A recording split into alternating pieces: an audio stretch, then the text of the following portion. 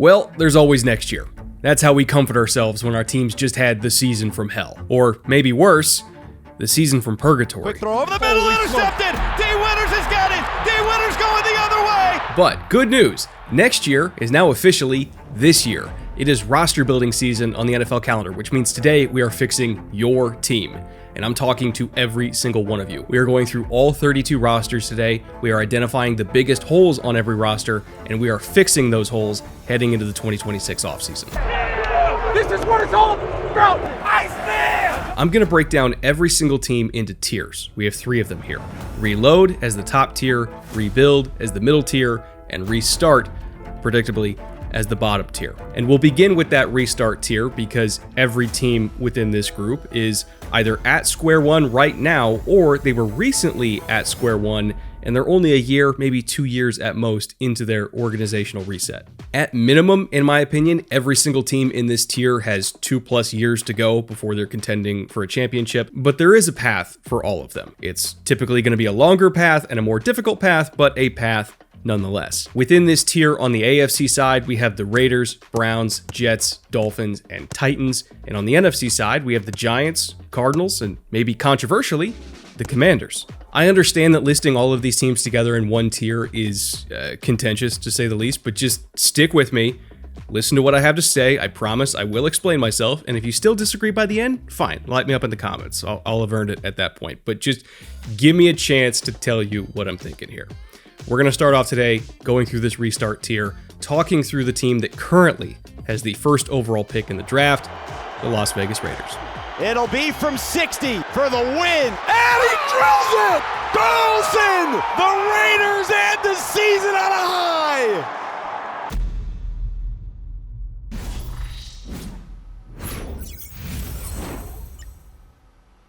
Breaking news into the NFL Network newsroom. The Las Vegas Raiders and Baltimore Ravens have agreed to terms on a blockbuster. Pro Bowl edge Max Crosby is now headed to the Baltimore Ravens. I'm going to give you a little peek under the hood here. We were literally exporting this video while the trade news broke, so I am recording this on the fly. We couldn't let this go live without me reacting to the trade because Max Crosby is now a Raven, and believe me, we will get to them later in this show.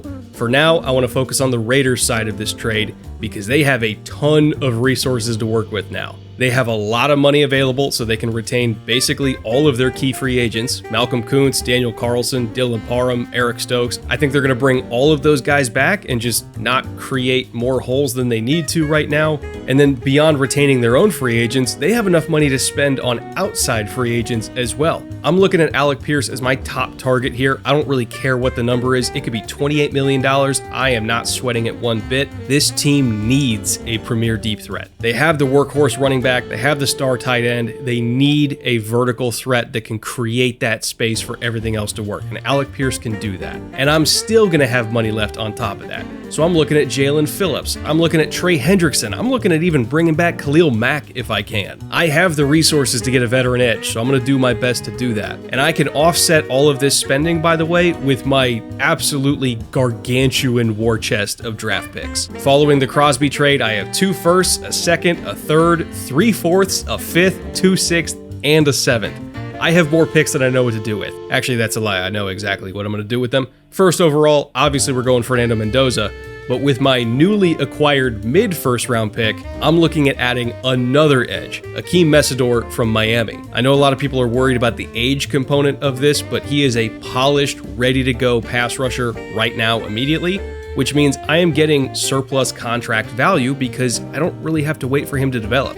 He's already developed. It's always nice to take the 20 or 21-year-old where you think maybe they can develop by year 3 or year 4, but by then you have to pay them. So you basically burn their entire rookie contract and you're not really getting financial value out of it at all. So with Mesidor, you're getting value the entire length of his rookie deal because he's already good. So that's why I'm taking him mid-first round. And then at the top of round 2, I am hoping to the football gods that Omar Cooper Jr. is still there for me. We know that he has a great relationship with Mendoza and he can really round out this package of weapons. Alec Pierce is my number 1. He's the true deep threat. that X receiver that we desperately need. Brock Bowers is my assassin over the middle. Ashton Jeanty is my workhorse back. And then Omar Cooper Jr. can just kind of be my Swiss Army knife. You can play him inside, you can play him outside. He's an excellent blocker. I see him almost as like a Robert Woods kind of player. So putting all those guys together in one room, that is an excellent set of weapons for Mendoza. And I like the offensive line talent too. This could be a legitimately fun, solid offense. And oh, by the way, they still have 8 more draft picks after that. So the Raiders are in a really good spot right now, which isn't a common thing to say about a team picking first overall, but it's not out of the realm of possibility that this is a very solid football team in year 1 of this whole operation. I know Raiders fans were generally miserable last year, but this year could be pretty special. Next up, we have the Cleveland Browns, who also have a very long laundry list of needs to address this offseason. Looking at key impending free agents, the entire offensive line, and I'm not even kidding, literally the entire offensive line are free agents. David Njoku's gone, Devin Bush is a free agent, Martin Emerson, coming off injury, is also a free agent, and Jerome Ford is also a free agent. Right now, it's tough for them to bring many or any of those guys back. There is a little bit of wiggle room here, but again, not a whole lot. As far as their draft pick outlook, they have 2 first-round picks this year because of the Travis Hunter, Mason Graham trade last draft. They have a 2nd, a 3rd, 4th, as well as Chicago's 6th and Seattle's 7th. For me, as far as what we do from this position, I'm not going to be taking a quarterback early in the draft. That would be incredibly irresponsible, honestly. And also, I'm probably not going to be spending a lot of free agency. I also don't think that would be very responsible. I think the key here is to just go offensive line, and then offensive line again, and then probably offensive line again, and then maybe throw in a tight end as well. This was arguably the worst tackle group in the entire league last year. They could not pass protect at all, and they are replacing both guards and their center.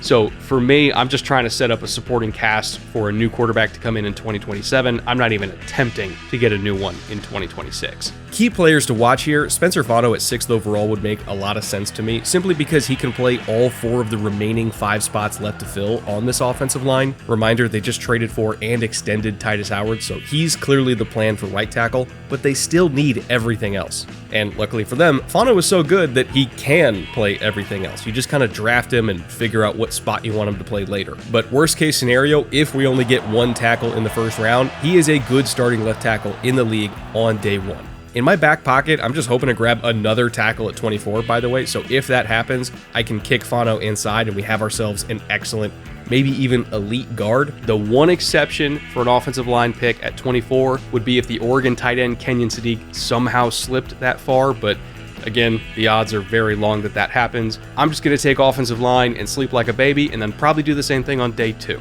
If their first 4 picks are building the trenches, that to me is a successful Browns offseason. To the goal line! Touchdown Browns!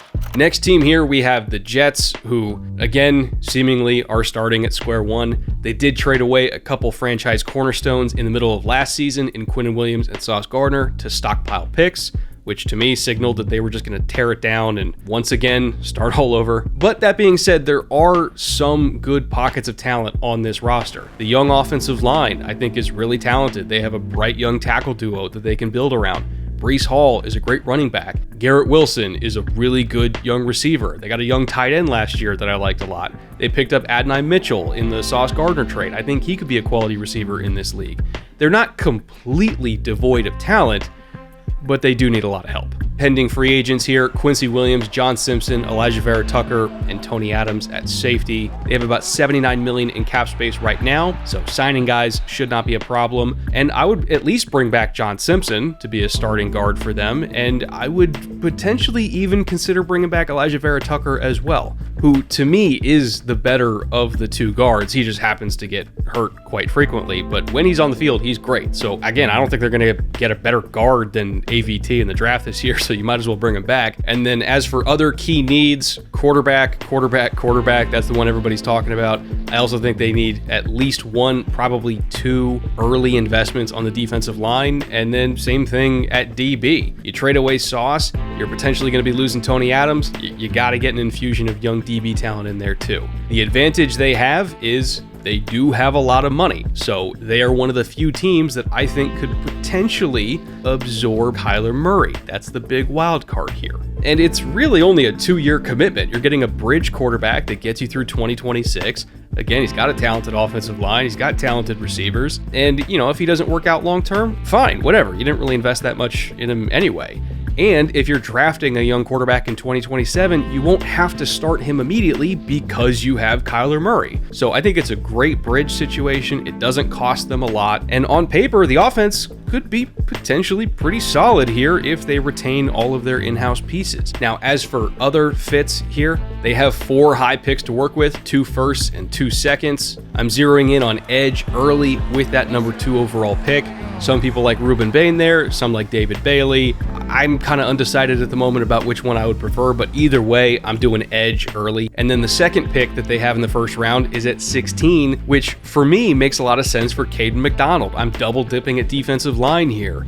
And if you're packaging together, let's say it's Ruben Bain with Caden McDonald with their existing D-line talent, that's a pretty ferocious front four there, especially when it comes to stopping the run. This team really struggled to stop the run after the Quinnen trade. They're not going to have an issue with that now. Just 2 absolute ass kickers to build the foundation from, and then I come back with that other round 2 pick, and I grab a DB like, say, Keontae Scott from Miami to round out the secondary. If you're looking at this 2026 Jets squad with Kyler, a young offensive line that you pay to keep together, receivers, new defensive line talent, new linebacker talent, new DB talent, it's not out of the realm of possibility that this is a fairly okay football team in 2026, if not better than that. I don't think all is lost in New York, and especially looking ahead at that 2027 draft. I mean, again, they got 3 first rounders, so you can have an average football team in 2026 that still has 3 first rounders in 2027. The situation isn't as dire as you think, folks. The Jets could be good in a hurry.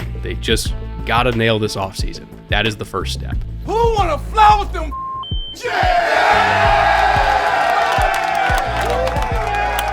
Now, keeping it in the AFC East, our next team in this tier, we got the Dolphins, who are in a much more precarious position than even the Jets are, in my opinion. They only have about $3 million in cap space right now, or potentially even negative $3 million, depending on the source that you check. And with their maximum restructure potential, in theory, they could get up to $30 to $40 million in space, but that would require restructuring Tua, and I doubt they do that. Most likely, he's going to be a trade after June 1st. They can't really restructure him, or that kind of torpedoes that plan here. If they trade him after June 1st, they get the maximum possible cap relief, but it's going to be a while until that situation gets resolved, in my opinion.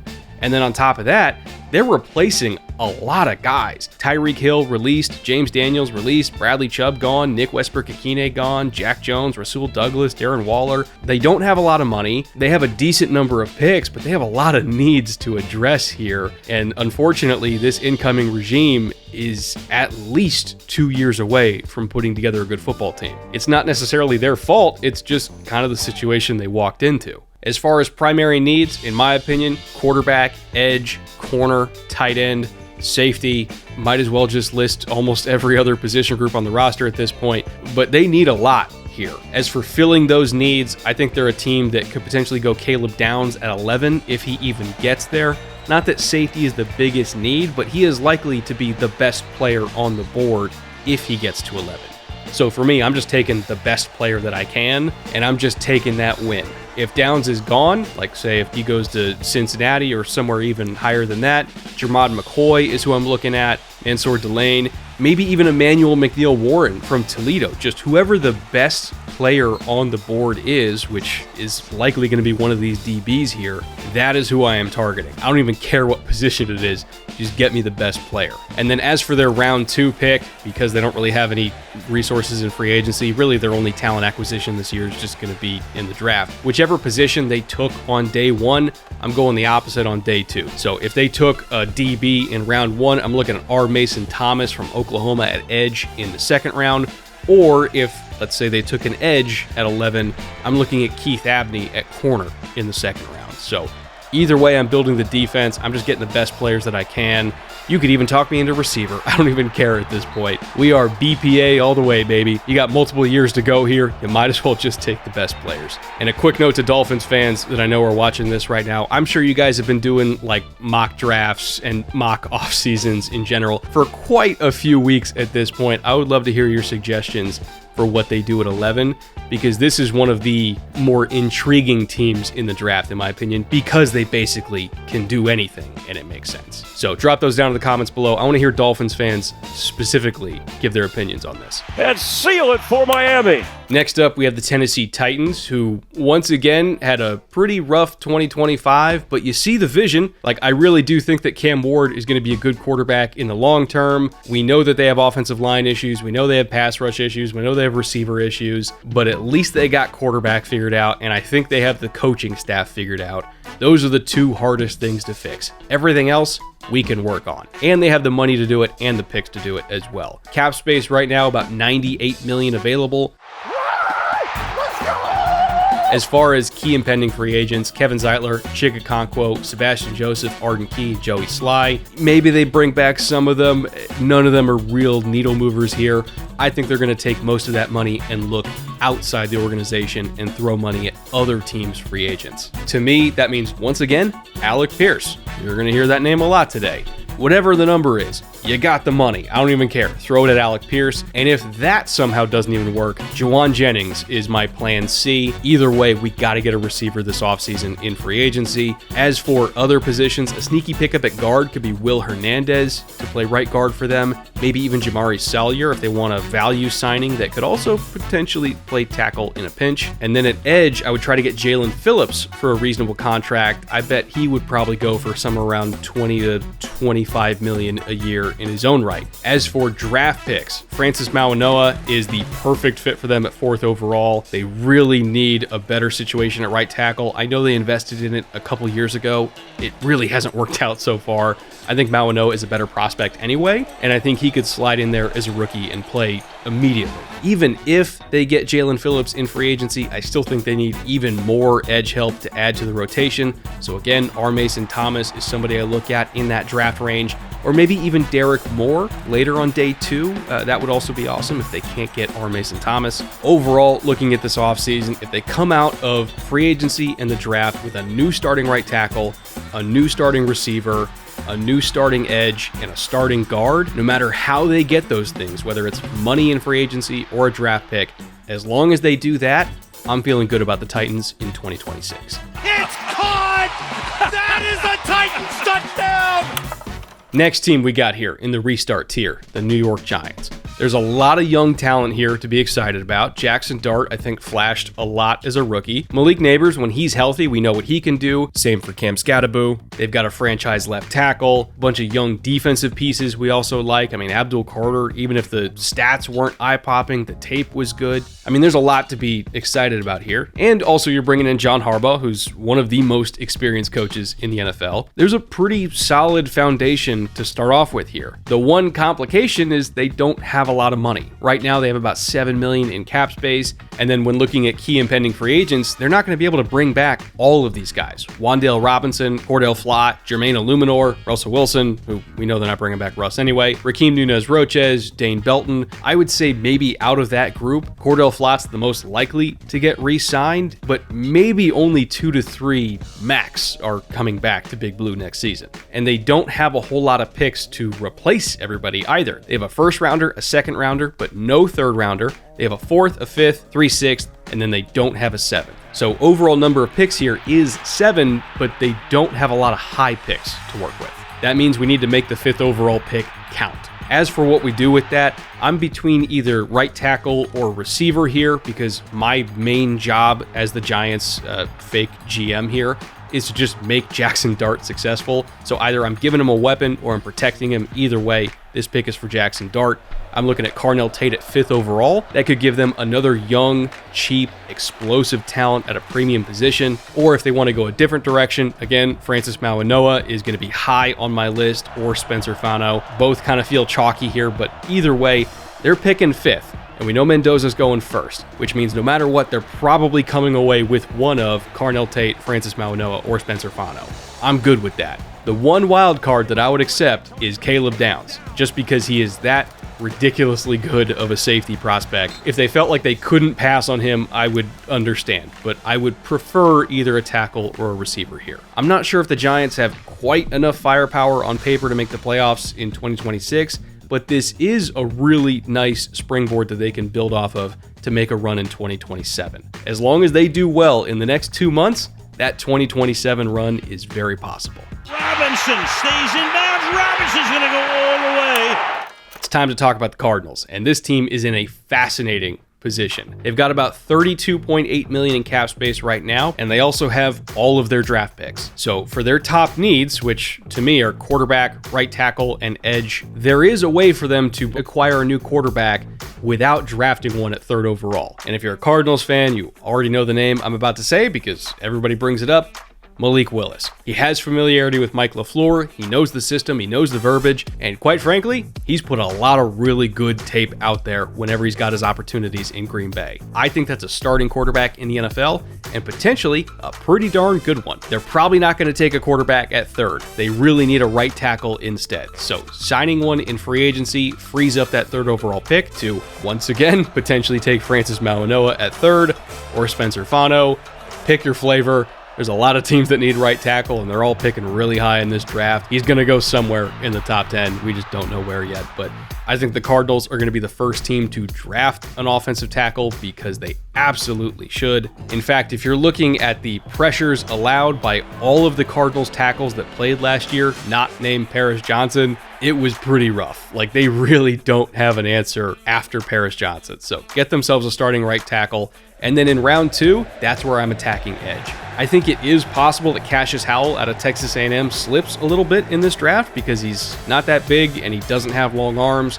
A lot of teams, they have pretty strict thresholds on that kind of thing. So it is possible that he's there at the top of round 2. And if he is, I am running that card in. And if I am leaving this offseason with Malik Willis at quarterback, a new right tackle, and a new edge to add to the rotation, I am happy as a Cardinals fan. This is another one of those teams where I don't expect playoffs in 2026, but it's very possible they could at least be solid. And for Cardinals fans, that would be a very welcome change of pace. What a play by Michael Wilson, who continues to prove he can be a number 1 receiver.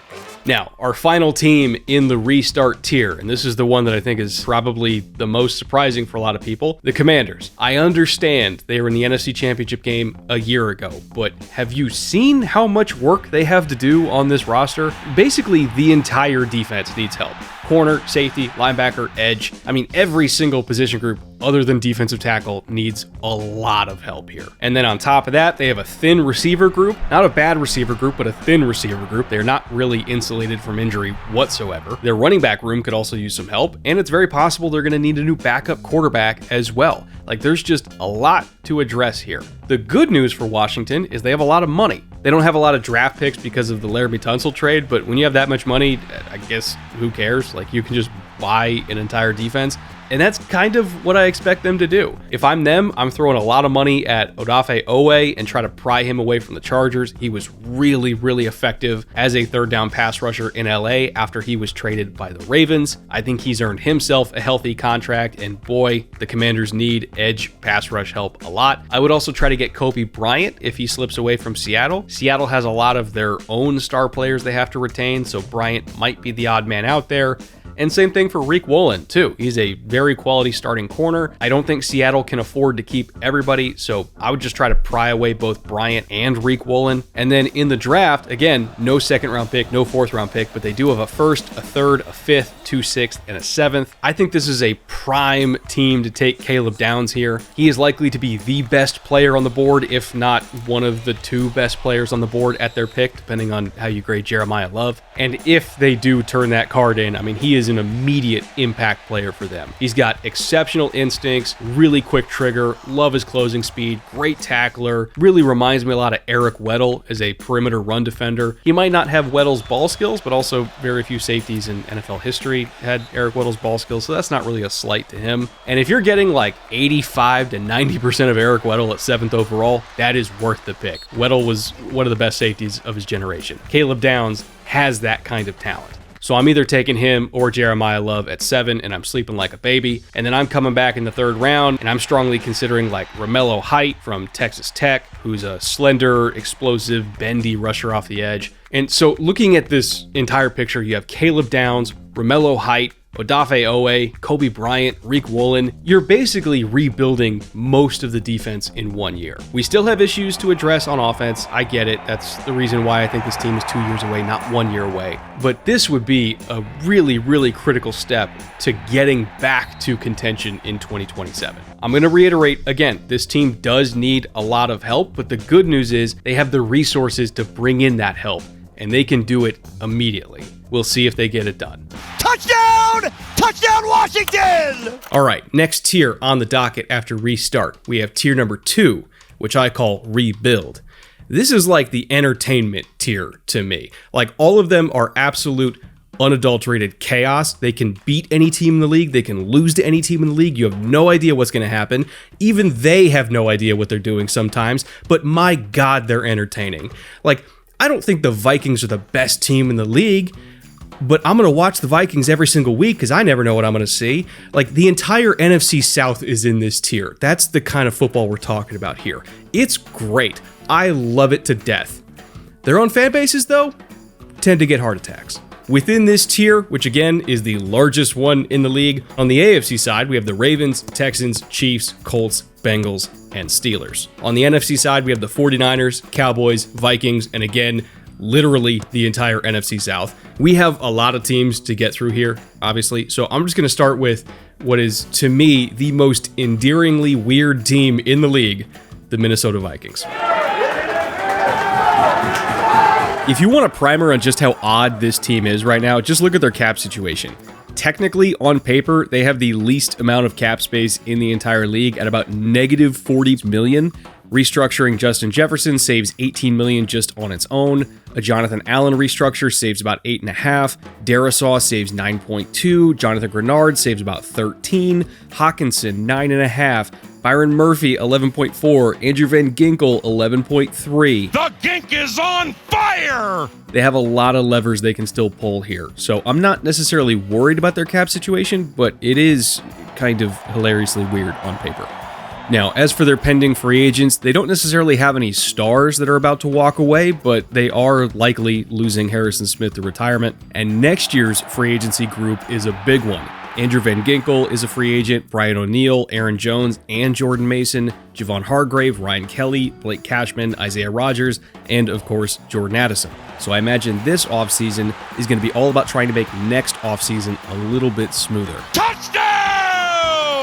My top priority in the draft is just going to be trying to improve this secondary by any means possible, whether it's a pick at corner, a pick at safety, I don't even care at this point. Best DB on the board is going to be a Minnesota Viking. A popular pick that you're going to see throughout draft season is one that I agree with, Dylan Thieneman from Oregon. He's played free safety, he's played strong safety, he's played nickel, he's very experienced, very instinctive, very sure tackler.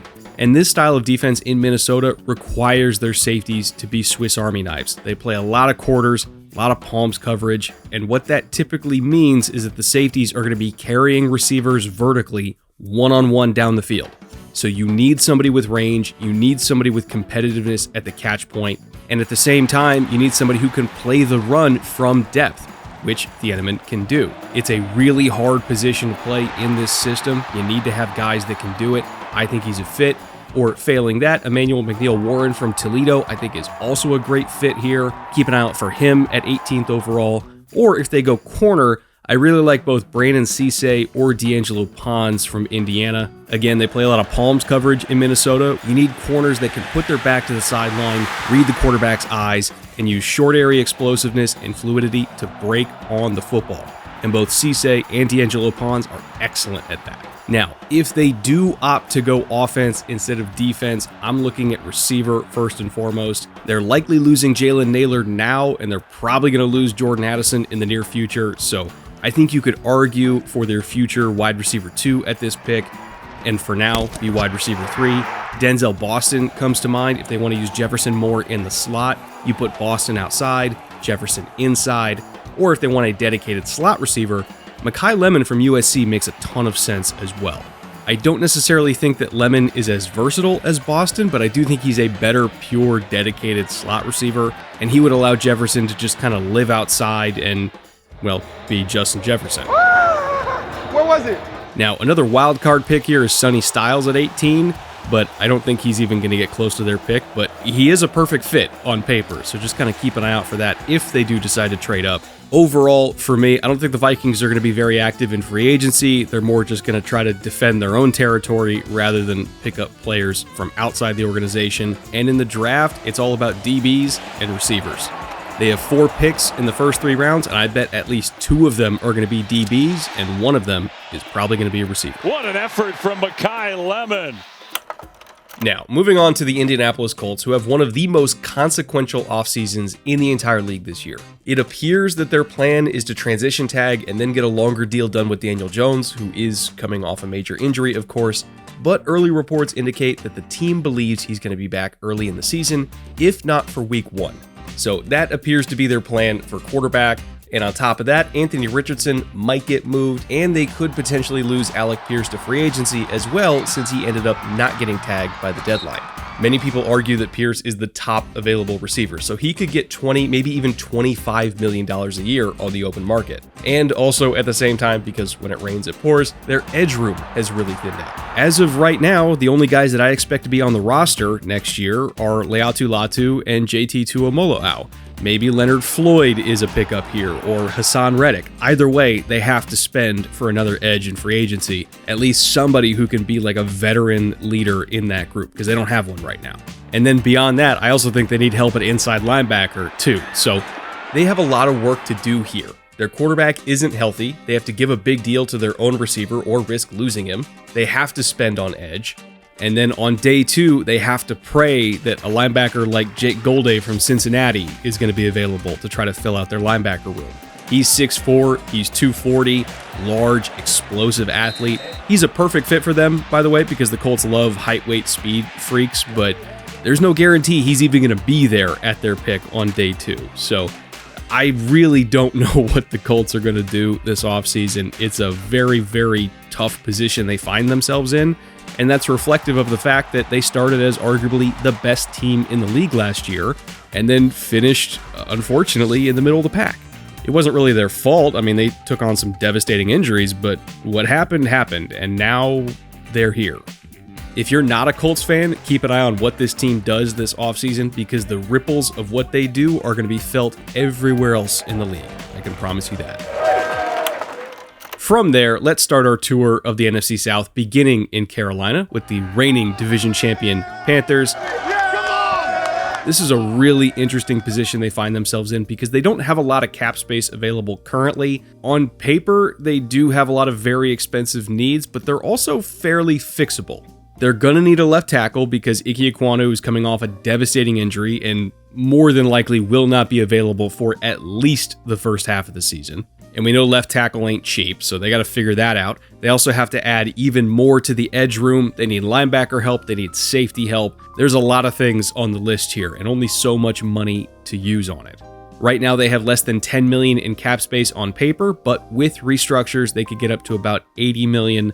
So in theory, they could go shopping for a left tackle in free agency. They could go shopping for an edge in free agency as well, but I'm not sure they're going to have the resources to do both. Not to mention their own free agents, Cade Mays, Rico Dowdle, DJ Wanham, Brady Christensen, and Christian Roseboom. They're probably going to bring back at least 2 of those guys as well. My bet is on Mays and Roseboom. Now, looking at the draft, the conundrum here is, do they prioritize pass rush or do they prioritize pass protection?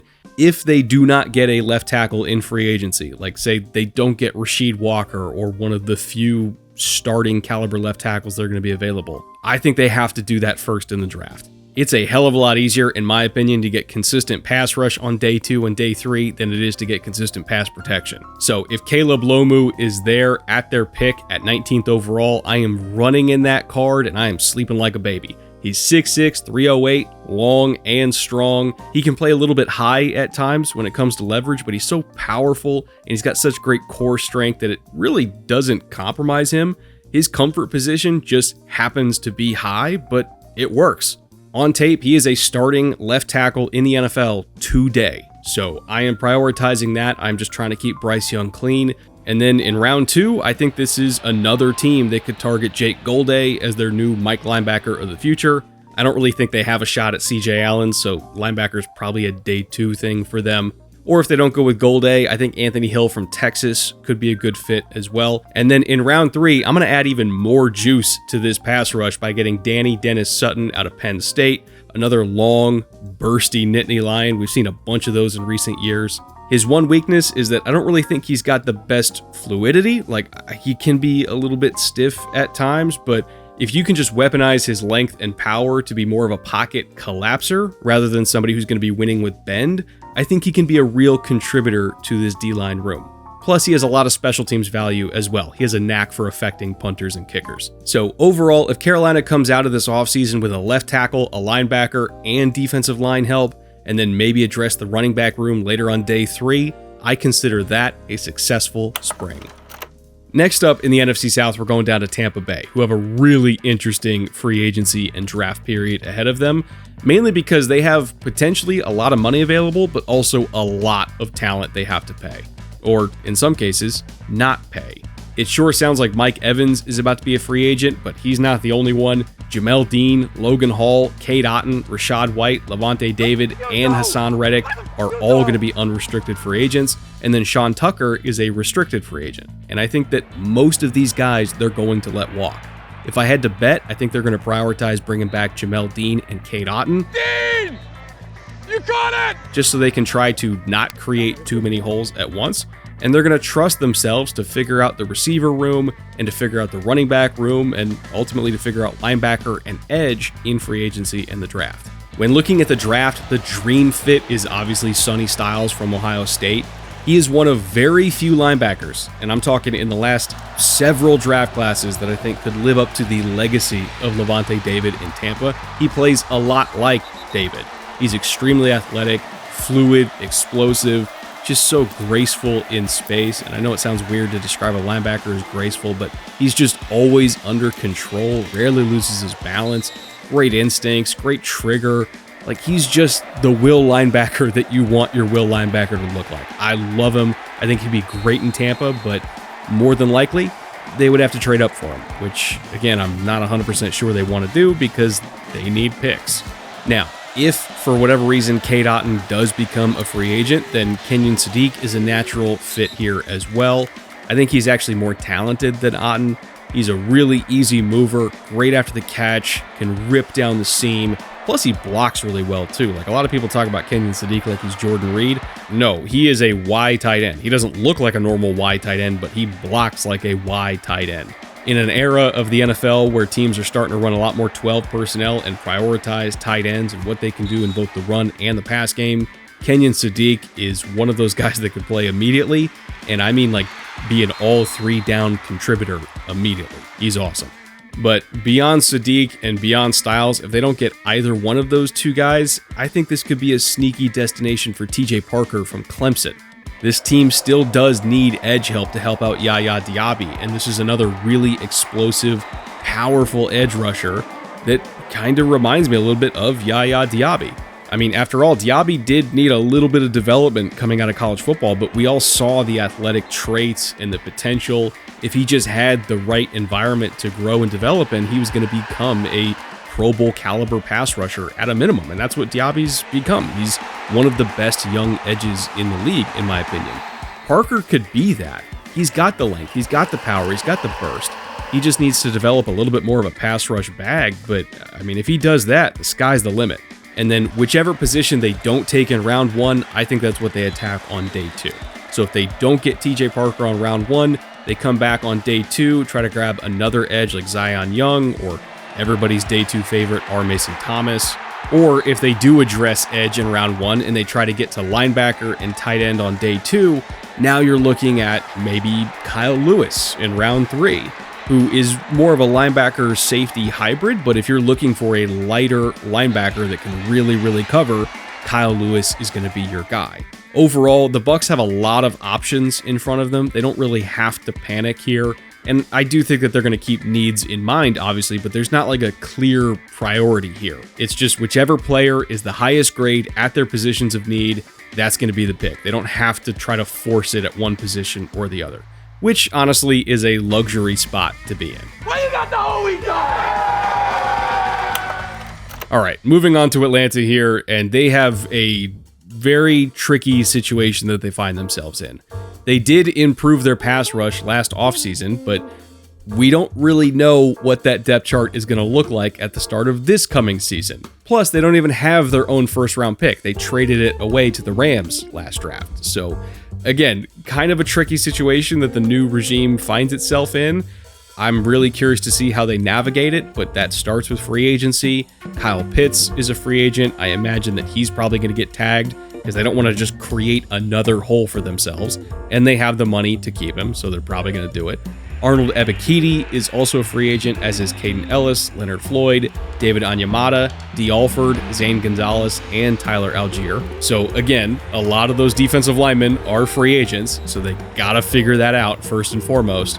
But the other major issue that I'm not sure they have the resources to solve at the same time is receiver. We all love Drake London, but this team is a Drake London injury away and a Kyle Pitts signing somewhere else in free agency away from them potentially rolling into a game with Casey Washington and David Sills as their top two dedicated pass catchers. That cannot be allowed to happen. So that's part of the reason why I think Pitts is going to be retained at all costs, because they can't risk that. But they also need to invest in receiver, and they don't have a first round pick. I'm just going to keep reiterating that. This is the problem that they find themselves in. You need edge, you need receiver, you don't have a top pick, your quarterback is coming off an injury. That's a tough spot, folks. The one saving grace they have is they can open up a lot of cap room if they need it, and boy, I do think they need it. I'm going to open up as much money as I can, and I'm bringing in Odafe Owe in free agency. I'm going to throw whatever number I need to at him because we need pass rush help. Like, we don't know what the depth chart's going to look like in week 1 of next season. And then at receiver, I think that's where we dedicate the second rounder to. So I'm looking at Elijah Surratt. I think he's a really fun fit here as like a classic possession receiver. Catches absolutely everything, warrior over the middle. I understand he's not a deep threat. He's also not really a yak threat. But if you just need 8 yards on 3rd and 7, he's going to get you 8 yards on 3rd and 7. I can rely on Drake London and Darnell Mooney to do the other stuff that Surratt probably can't. But if I just need another guy that can make a big catch in a big spot about 3 times a game, he's my round 2 pick. This is a really, really hard spot that the new Falcons regime finds themselves in. But if they can come out of this offseason with an edge that can do literally anything, as well as a number 2 receiver, and they don't lose Kyle Pitts, and ideally Michael Penix is recovering well from injury, and we can get him back as soon as possible, they can salvage what is otherwise a very, very precarious position. 10-5, touchdown Atlanta! And then finally, finishing our run through the NFC South here, we have the New Orleans Saints, who, don't look now, might actually have the most favorable long-term position out of anybody in this division. And I don't remember the last time I've said that. Kellen Moore got his first win as the Saints head coach. In my opinion, 2026 is the last year that this team is even remotely in cap trouble. I mean, in 2027, they're projected to have $150 million in space, and that's before they do any cuts and restructures. Like, they're going to have a ton of money next offseason. It was about 5 years that they were stuck in the wilderness, but they're finally getting out now. And they're getting out of that wilderness with a young quarterback that they feel really good about. They didn't want us to win, but here we are. We say shuck it. And also young tackles and a receiver that they feel great about as well. Like, there's a foundation to build on here, folks. I know it seems odd to say that about the Saints because it's been a while, but it's there. Their key impending free agents are Alontae Taylor, Demario Davis, Cam Jordan, Luke Fortner, and Foster Moreau. I think it's possible that 2 of those guys might actually be retiring. It's sacred every time you get a chance to touch this field. But even so, they're really likely only going to bring back Alontae Taylor if I had to guess. So they're not really digging themselves into even more cap trouble this year because, again, I think they can easily do that. And then they put themselves in position in the draft where the only real major needs they need to address are edge, and then on day 2, likely running back again, and then, add another wide receiver 2 or a deep threat to replace Rashid Shaheed, and then, probably add interior offensive line depth. All of that is very doable with their picks. They have a first, a second, a third, 2 fourths, 2 fifths, and a 6th. They can easily fill all of their needs here in one offseason, and potentially even try to make a run at an NFC South title as soon as this season. Yeah! nigga lighting their ass up. And that's part of the reason why I kind of want to give them Jeremiah Love in the first round, which I know sounds so irresponsible to take a running back in the top 10 for a team that's still building. But have you watched Jeremiah Love play? I mean, my God. Like, he is in the Bijan tier to me, the Saquon tier.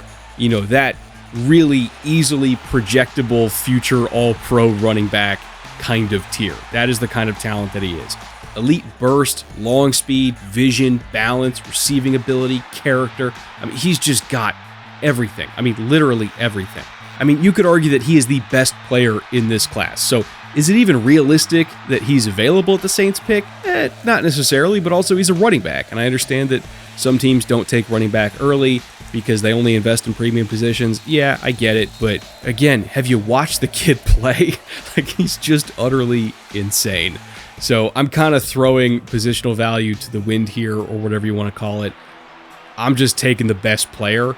Jeremiah Love, you're a New Orleans Saint. If he's there, he's a Saint. It just is what it is. And then everything on top of that pick is just gravy to me. You take edge on day 2. You get Brennan Thompson from Mississippi State to be your new Rashid Shaheed deep threat. You take the interior offensive lineman on day 3. And we just go into 2026 with the most fun possible Saints offense we can build. And boy, they would be good TV, I'll tell you that much. Here he goes! No way! Touchdown! All right, let's head down to Cincinnati now, where the Bengals need pass rush, and probably more pass rush.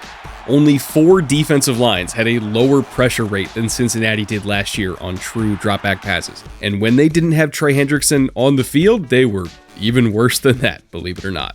So looking at their available picks, they have a first, a second, a third, a fourth, no fifth, but they do have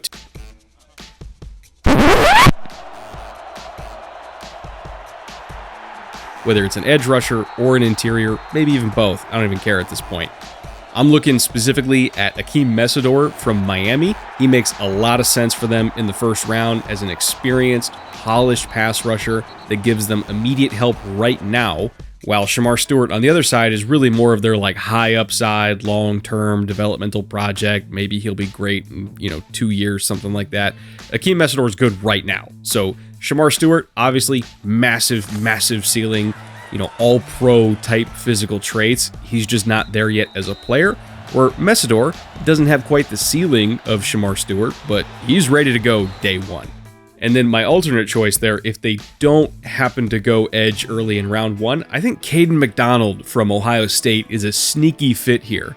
He's not a dedicated pass rusher, obviously, he's a nose tackle, but he is arguably the best run stopper at any position in this entire draft class.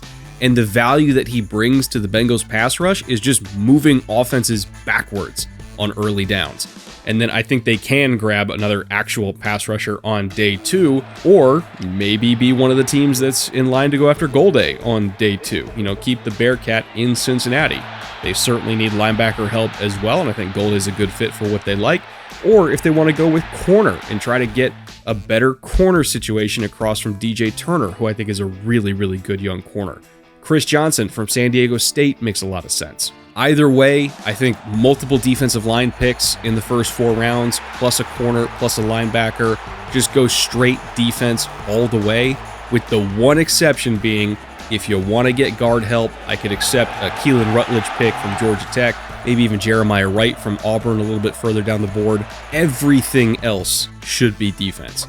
If we can just get that side of the ball to average, Burrow, Chase, Higgins, all those guys, they can take care of the rest, but they just need an average defense for once. Hey, we got to remind everybody who the we are today. Yeah. Let's go. And then keeping it in the AFC North, let's talk a little bit about the Steelers here, who have 2 very different branching paths ahead of them. And those 2 paths are keeping Aaron or not keeping Aaron. I really don't know what they're going to do at this point. It's very possible that he comes back because he has a great relationship with Mike McCarthy. I understand that completely. However, for me, if I was running the Steelers, 2026 would be all about finding out what Will Howard has got. Like, we need to know what Will Howard is before we even talk about the 2027 quarterback class.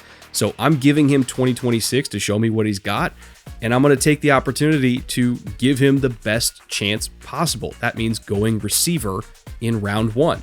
This team has DK Metcalf outside. He's your classic X receiver that's going to go beat up press corners. They really need a slot demon. So for me, the best fit is actually Mekhi Lemon from USC, who is not an outside receiver, by the way. He will live in the slot where he has space to operate, and he's a warrior over the middle, and he catches everything, and he's great after the catch. Like, I love Mekhi Lemon. He's a great slot receiver, but he is a slot receiver. So I think if you're a team that is looking at receivers in this class, you have to be cognizant of position and role. And the Steelers are one of the few teams that I think needs a dedicated slot. So as far as destination for Lemon, as well as value for Pittsburgh, I think that's perfect for them. And then on day 2, I'm coming back and I'm taking safety, which maybe isn't the highest position on the radar for Steelers fans, but if you're looking schematically at this defense, there were certain coverage structures that they basically could not play last year. They were 25th in quarters and they were 25th in quarter half, which to me tells me that they didn't think their safeties could cover down the field. I need to fix that.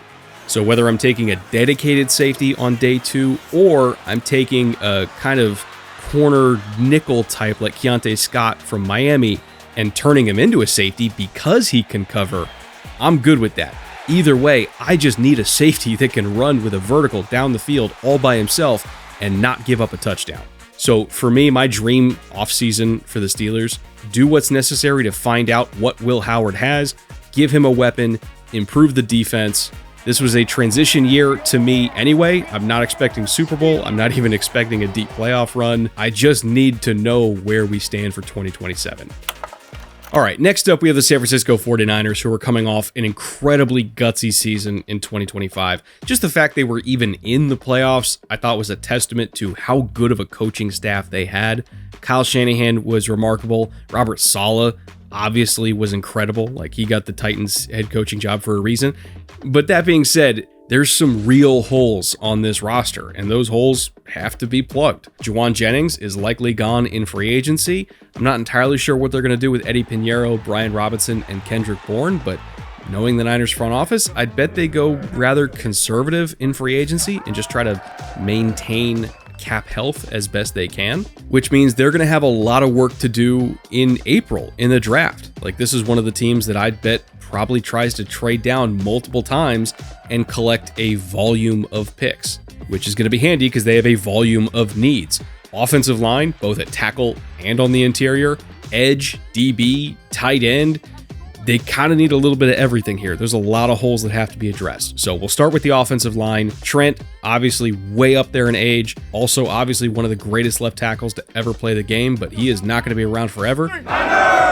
And across from Trent at right tackle, I felt like they've needed an upgrade there for a while anyway. So I think tackle is probably need number 1 on the priority list. And then same thing for tight end. George Kittle, unfortunately, he is near the end of his career. He's not like the oldest tight end to ever play, but he's getting up there, and he's coming off a major injury. So they have to start planning for the post-Kittle era at tight end as well, not to mention the post-CMC era at running back. And without Nick Bosa on the field, this pass rush has been really bad. You can understand why I'm saying the roster has holes, right? Like, there's a lot of stuff here on the shopping list. So I would say in round 1, if they keep the round 1 pick at 27, the ideal fit is probably Monroe Freeling, the tackle out of Georgia.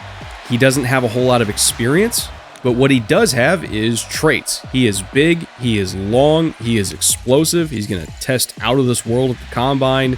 If you're looking for not a blank slate at tackle, but somebody who is very moldable, that has an incredibly high ceiling, Monroe Freeling is your guy. A lot of people are comparing him to Colton Miller, which I think is a really, really nice comp.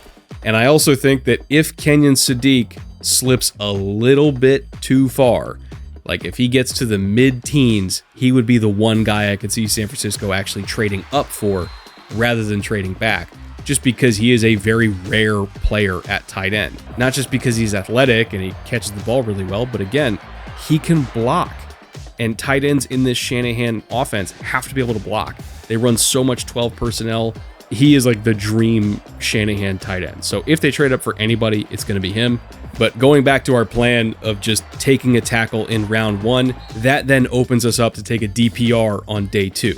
DPR meaning designated pass rusher. So to me, my dream fit for that role is Romello Height out of Texas Tech. He's on the lighter side, but he is explosive, he is bendy, and he gets after the quarterback. Reminds me a lot of Jacob Martin as a player, actually, who's been around the league for quite a while now. He's darn near a decade in the NFL, actually.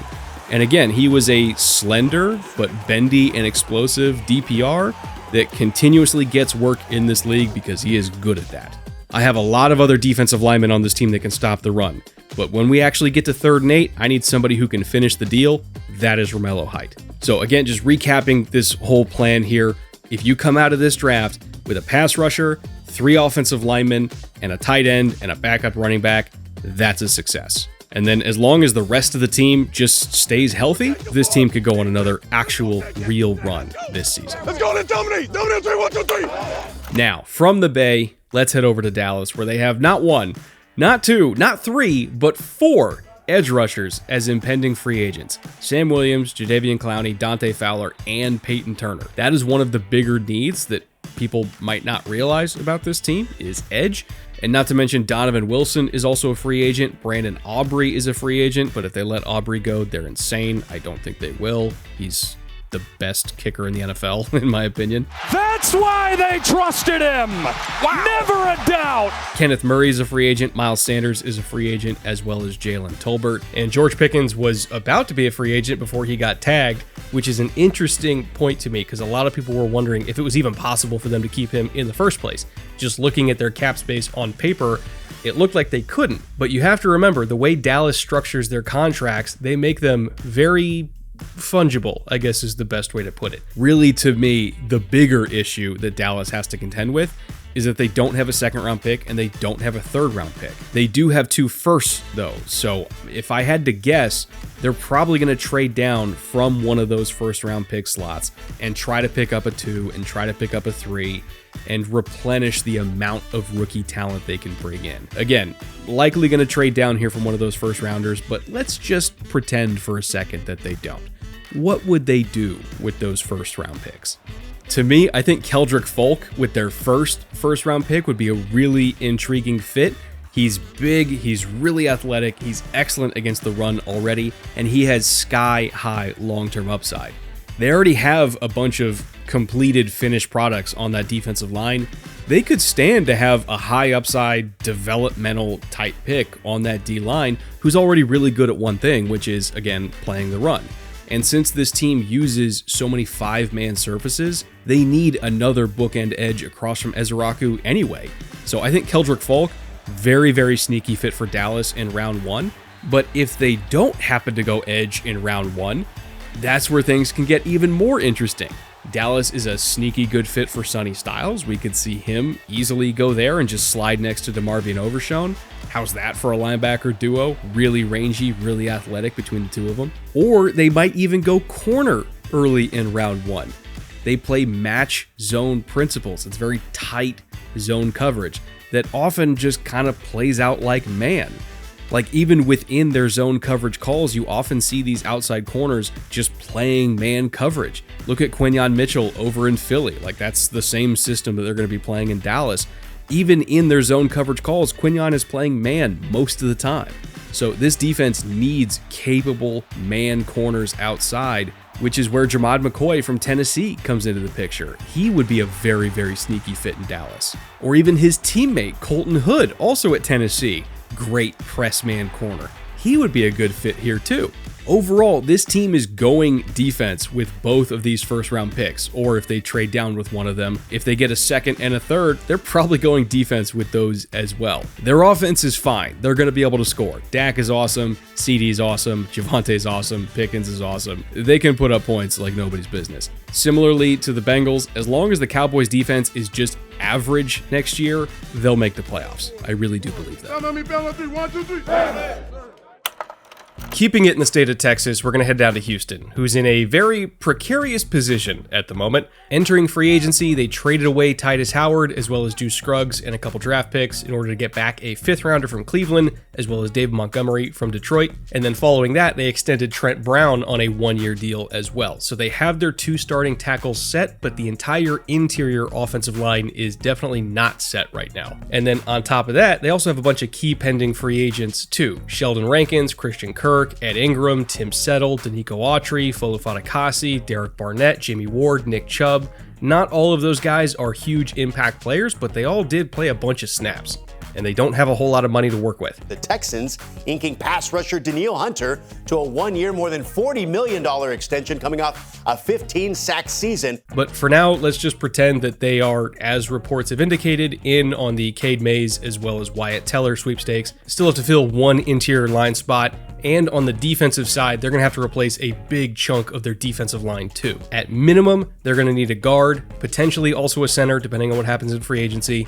Definitely going to need at least 1, maybe 2 defensive tackles. It might seem odd to add more firepower to an already great defense, but remember, they're probably losing a significant chunk of their rotation in free agency this year. So Vega Ioane is going to be top of their board, if I had to guess. But even on day 2, Emmanuel Pregnon from Oregon, Chase Bisantis, Jennings Dunker, there's a bunch of day 2 guards in this class. And if they do go that route, that means they can use their day 1 pick on something else. Because of their overall need to replenish that defensive line rotation, I think this could easily be yet another team that's in the mix for defensive tackle in the 20s. So Caden McDonald from Ohio State, if he still happens to be around, he's priority number 1 for me. Maybe Christian Miller, Lee Hunter, obviously Caleb Banks as well. One of these DTs is probably going to be there at that pick. And don't be shocked if the Texans go defensive tackle in round 1. It sounds counterproductive maybe right now, considering the state of their offensive line, but if we assume they're rebuilding that in free agency, it will allow them to make that move in the draft. They have to absolutely nail this draft, and by this time next year, they might have to extend CJ Stroud as well at a top of market deal. A lot of money is going to be flowing out of Houston over the next 18 months. Can't wait to see you sling it, baby. All right, next up we have Kansas City, and I realize their inclusion in this tier to begin with might be seen as controversial, but believe me, I have my reasons. And arguably the main reason is that Patrick Mahomes is coming off a major knee injury. We don't know when we're going to see him again. He might not even start the season. He could begin the year on the PUP list. They're fixing multiple ligaments in his knee, guys. I can't just expect him to be out there week 1. So I see 2026 as more of a transition year than like a true rebuild or reload. They're transitioning out of the past dynasty and trying to carve a path to create a new one, but that's going to require a lot of moves here, especially financial moves. Looking at the Trent McDuffie trade that just happened, where they got the 29th overall pick from the Rams, as well as a 5th, a 6th, and a 2027 3rd, that deal reflected the mentality of a transition year. They are not trying to compete right now. They're not trying to tie themselves to even more expensive pieces. It's about getting draft picks so they can get cheap talent, reset their books, and attack again next season. Travis Kelce is a free agent and he might retire, so I guess we'll see what's happening with that. Hollywood Brown's a free agent. Charles Omenihu, Kareem Hunt, Leo Chanel, Derek Nottie, Mike Pennell, Gardner Minshew, also like the backup quarterback, is also hurt and a free agent, so it might have an entirely new quarterback room in 2026. In fact, I bet they will. And Isaiah Pacheco, who has a lot of carries for this team in the past few years. He's also a free agent. And it's not like this team has a whole lot of money to just replace all these guys or get upgrades for some of them. They've been walking a tightrope for a long time, and they don't really have the financial room to just keep kicking that can, especially when their quarterback is coming off a major knee injury. So again, 2026, probably more of a rebuild than a reload. And then looking at their personnel deficiencies, this pass rush is still way too Chris Jones reliant. Like, he's their best edge rusher on the team, and he's a defensive tackle. That's not good. Like, they need at least 1, probably 2 edges in the draft. They, again, might need another tight end for the future. They need not 1, but 2 running backs. They also need a real, actual, honest-to-God number 1 wide receiver. Xavier Worthy, I like him, but he's more of a high-end role player than a true number 1. I could even say the same thing for Rice. Like, his average depth of target is, 6 yards or less most of the time. He's great after the catch, but he's not really a down-the-field threat. Like, this team hasn't had an actual number 1 receiver since prime Tyreek Hill. So the laundry list of needs here is very long long, and they don't have the money or the picks to fix it all right now. As for fits that I really like for this team in the draft, if they trade down a little bit, I could see Akeem Mesidor also being a great option for them. He gives them immediate pass rush help. Even though he is older, he is polished, he is developed.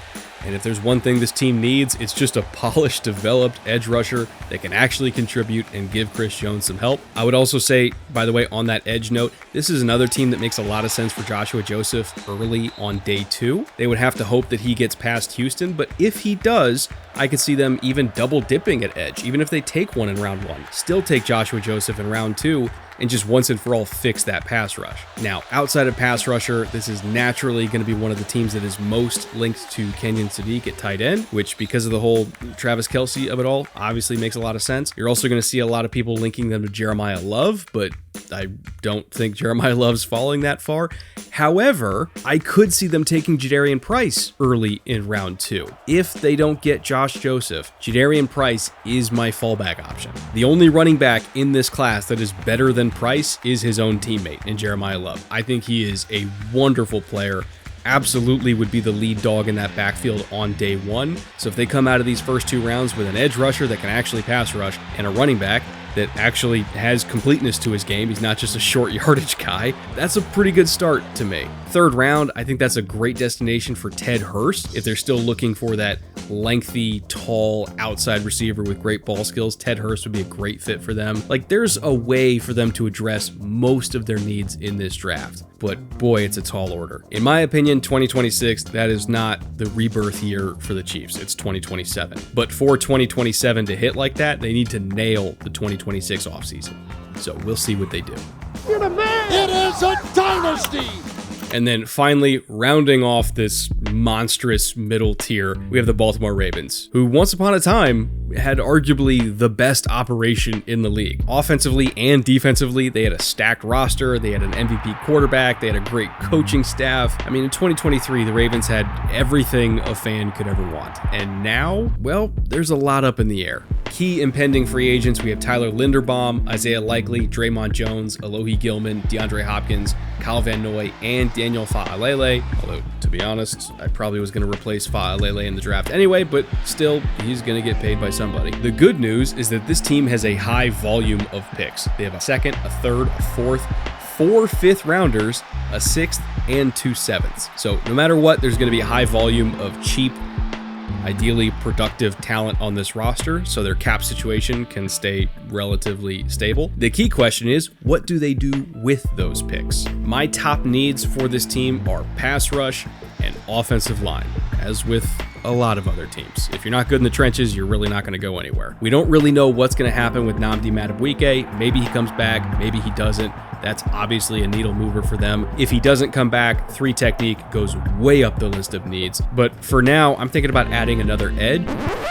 Well, folks, just like that, Max Crosby is no longer a Raider. He is now a Baltimore Raven, and boy, did they need him. Baltimore's edge rush group in 2025 was ranked 31 out of 32 teams as far as pressure rate among edge groups, and clearly they feel like Crosby is a much better option than anybody they could have got with their pick in the middle of the 1st round, and I don't necessarily blame them for that line of thinking. Baltimore clearly still consider themselves in win now mode. They want to go for this thing right now and be aggressive, and I respect the guts, but they still do have other needs they also have to address.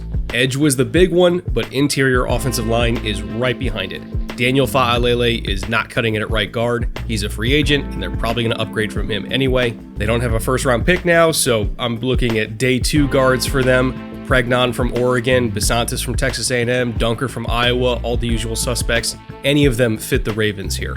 But they also need a center, too. Maybe, possibly, I don't know, unless there's a Tyler Linderbaum breaking news segment in the middle of the night. Again, as of right now, he's going to be a free agent, so I guess we'll see. And then early in day 3, I look at wide receiver 4 for them. There's a bunch of guys in this class that fit that bill. Antonio Williams from Clemson, Jacoby Lane from USC, Deion Burks from OU. If they want to add another receiver to fill out the room, which I think they should, there's plenty of options.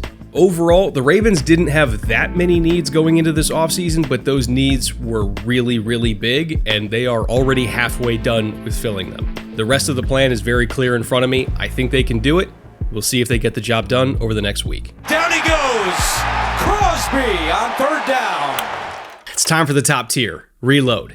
Every single team in this reload tier is, as the name suggests, reloading for a championship run in 2026. Not every single team is 100% complete. Some of them do have fairly significant holes that they have to address, and some of them have some cap space issues that they're fighting through during free agency this year. But if you asked me which teams are just one great offseason away from going on a run, or in Seattle's case, going on another run, it's every single team in this tier. These teams are closest to lifting the trophy again. On the AFC side, we have the Broncos, Patriots, Chargers, Bills, and Jaguars. On the NFC side, we have the Seahawks, obviously, the Rams, the Bears, the Lions, the Eagles, and the Packers. I'm not saying that all of these teams have equal odds to go on a run right now, like they're not all in the same house, so to speak, but they are in the same neighborhood. Like, I can imagine every single one of them going all the way. So we're going to start off with, in my opinion, the most entertaining and chaotic team in this group, and I say that lovingly, of course, the Chicago Bears.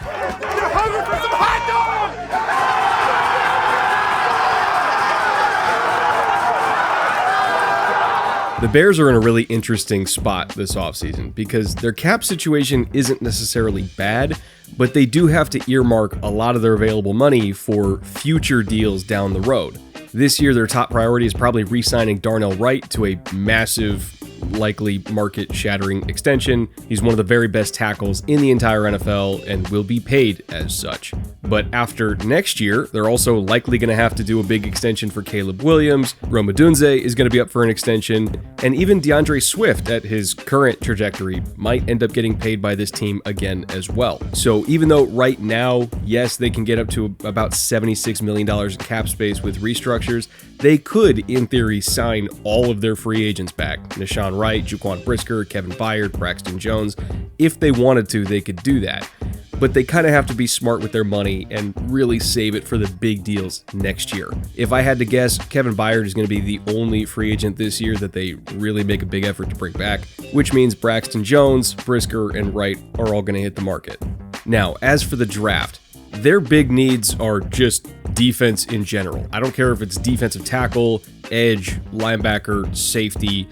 Basically just throw a dart at the depth chart and you're probably going to find a need there. Caleb Banks, if he slips that far, is obviously the dream fit, but I doubt he does slip that far. I mean, he's in the ballpark of 6'6", 325 with 35-inch arms, really explosive athlete. Gets a lot of Chris Jones comparisons, but he's even bigger than Chris Jones is, if you can believe it. He has game wrecker potential on the inside. So sure, I would love for him to be a Bear in theory, but most guys that talented don't make it to 25th overall. So the backup plan are one of two names, either Lee Hunter from Texas Tech, who is really more of your classic run-stopping nose tackle, but that is a very valuable thing to have. It was an unofficial 5'18", 40. Yes, ma'am. It's pretty smooth for 320-pounders, easy to get by. Or the alternative option is Kristen Miller from Georgia, who is really more of a classic 3 technique, but he also is a very good run-stopping 3 technique. He's very hard to uproot in the run game, takes on double teams well, stacks and shed like most Georgia DTs do, and even though he wasn't the most productive pass rusher, like most Georgia defensive linemen, that is largely because of system rather than lack of talent. He has a lot of physical ability. I do believe he's going to show that throughout the pre-draft process, whether it's at the combine or at his pro day. Probably going to see Kristen Miller rise in a lot of rankings because he hasn't really gotten to show off what he can do yet. But this is a very, very talented young player, and for a Bears defense that needs more talented young players, he's a great fit. As for day 2, that's where I attack safety and linebacker, so I think Anthony Hill is an awesome fit for Chicago here. Arguably the best blitzing linebacker in this class, not from Ohio State. Arvell Reese obviously is number 1 in that department. And then in round 3, I'm thinking that's a good spot for Bishop Fitzgerald, which is the USC safety that is not getting a lot of attention. It's actually his teammates that tend to get more publicity than him, but to me, looking at Bishop Fitzgerald, I think he might actually be the best USC DB in this class. He's about 5'11", 205, really twitchy ball hawk, has a ton of range, and I feel like at the current stage of Kevin Byard's career, he doesn't really have the range to be a true post player every down anymore, and I know that Dennis Allen really does love to play single high safety structures, but if Byard doesn't have the range to do that, I kind of want to transition him to being more of a strong safety at this point in his career. And then you have the very rangy, very fast Bishop Fitzgerald being the actual free safety in this defense. So overall, get a really good defensive tackle on day one. They are going to have options there. Get a linebacker and a safety on day two. We spend our current money on Darnell Wright. We spend our future money on our quarterback and our receiver, and we roll from there. So it starts tomorrow, starts the next day. Go. Looking at the Bears' arch rival up in Green Bay, I could argue that no starting lineup for any contending team is going to look more different than the Packers are in 2026. They're about to lose a lot of guys to free agency because they don't have the financial wiggle room to retain anybody, and they also don't have their own first-round pick because of the Micah trade. Looking at their key impending free agents, Malik Willis obviously is going to go get paid somewhere else, but the Packers already have Jordan Love at quarterback. That's not a disaster. But what might be a disaster is this team could be losing 60% of their starting offensive line from 2025. Rasheed Walker is likely going to get $20+ million elsewhere. I bet Sean Ryan also gets paid elsewhere. Elton Jenkins is going to be gone. Romeo Doubs maybe will be gone. Quay Walker could be gone. Kingsley Enagbare, Bo Melton. I mean, the list goes on and on. There's going to be a lot of guys who are either key starters or key contributors that are not on this team next year. And that is largely because of the financial situation the Packers find themselves in. Unfortunately, or maybe fortunately, they have some really good high-dollar players that take up a lot of cap space. Jordan Love, great quarterback, highly paid. Micah Parsons, elite edge rusher, highly paid. Tucker Kraft, even though he's coming off a torn ACL, probably is going to get one of the highest tight end contracts in the league, and he's earned it. The reality is that the Packers have built a roster that is too good to be cheap at this point. So they're sitting right now at about $4 million in cap space, but even with maximum restructures, they can only get up to about $48 million in cap. And we know they're not going to do every restructure. They're just going to do enough to basically get themselves through the draft. So most of the guys that I listed off on their free agent list are going to be gone, and they don't have a first-round pick to replace them. So what do the Packers do here to try to stay competitive? They need a corner. They need another edge. They need the best offensive lineman available. Where do they go? Yeah, I'm not even there with my mind. I got to process kind of what happened, how it happened. To me, on day two, their safest option is going to be Jennings Dunker from Iowa. He is a perfect fit for what the Packers love in offensive linemen. He played tackle in college, but is likely going to play inside in the NFL. But in reality, he could probably play all 5 positions, and the Packers really prioritize versatility because as their guys get injured, they love to have the ability to shuffle their starting 5 around and just find the most effective combination. Zach Tom has played multiple spots, Sean Ryan's played multiple spots, Jordan Morgan can play multiple spots, and now Jennings Dunker could play multiple spots. So no matter what, this team kind of insulates itself from injury through versatility, and Dunker fits that mold. How many coffees are you hitting during the game? I don't know specifically. I mean, I had about 36 ounces today before practice. As far as corners and edges they can get down the board, I think Chandler Rivers from Duke is a perfect fit for their very zone-heavy scheme in the 3rd round, but he can also survive in press man better than some of the guys they currently have on the roster. So I think he's a great fit for them. And then in the 4th round, which is their 3rd pick, give me Nadami Tucker out of Western Michigan to be my undersized but really twitched up designated pass rusher that can line up across from Micah and contribute. I don't need him to be an every down star because they have other guys that can play on first down, but they just need a little bit more juice off the edge to complement Micah, and I think Tucker can give them that. There is basically no way for the Packers to replace every guy they're about to lose in free agency, but I do think they can at least stop the bleeding by drafting well, and if Micah and Tucker Kraft come back healthy and look good by the middle of the season, the rest of this roster is still talented enough for Green Bay to be a real threat in the NFC. This very well could be a team that starts out really rough in September while guys are coming back and everybody's getting up to speed, but by the time we get into December and January, that's where I really think they can hit their stride and likely be one of the better teams in the league. Overall, Packers fans might be panicking right now, but they're probably going to be okay. Now let's get to business. We know what we got to do today. Now, speaking of panicking fan bases, by the way, there's been a lot of, let's say, concern over in Philadelphia so far this offseason. Eagles fans don't really know what's going to happen with A.J. Brown at this point, and quite frankly, the financial ramifications of moving him would be so dire that I'm still not even convinced it would happen. It is hard to find great players in the NFL, and A.J. is a great player. I think from my perspective, that's what we're going out and looking for when we go out here in free agency in the draft, is trying to find great players who love football. And oh, by the way, they have 5 edge rushers hitting free agency and basically their entire tight end room. Like, the only tight end even on the roster for 2026 is Cameron Latu. So there's major personnel issues here, and they don't have a whole lot of money to do anything about it. With the way a lot of these high dollar contracts have been designed in Philly, they don't have massive salaries that they can just convert to bonuses. They're already converted to bonuses. They just do it up front. That's how they were able to stack all these great players on one roster in the first place. It's just option bonuses and void years. That's all they've done. So they don't really have a lot of wiggle room once they're locked in, which means, yeah, they're about to lose a lot of edge rushers and all their tight ends. And they still need another corner, and they still need a safety and another wide receiver 3, and probably another running back too. There's a lot of needs here that they have to address. So what do? After the obvious move of just praying for Kenyon Sadiq to somehow magically fall to them, I think Philly's best course of action is hoping that Cassius Howell is there at their pick, which in all honesty, he probably will be. He doesn't meet a lot of the size and length thresholds for a bunch of teams in the league. But historically speaking, the Eagles are one of the few teams that doesn't really care if their pass rushers are undersized. I mean, look at how much success they had with Hassan Reddick. Like, if you have burst and bend and an arsenal of moves, they're going to put you on the field. And Cassius Howell absolutely has burst and bend and an arsenal of moves. He plays a lot bigger than his size. So even though, again, he's going to be knocked by a lot of teams for how he measures in, Philly is a very good spot for him. They would use him exactly how they should, which is just a flamethrower off the edge on 3rd and long. And I think he could be really productive for them. Now, as for round 2, that's where I think they could address tight end finally with Eli Stowers from Vanderbilt.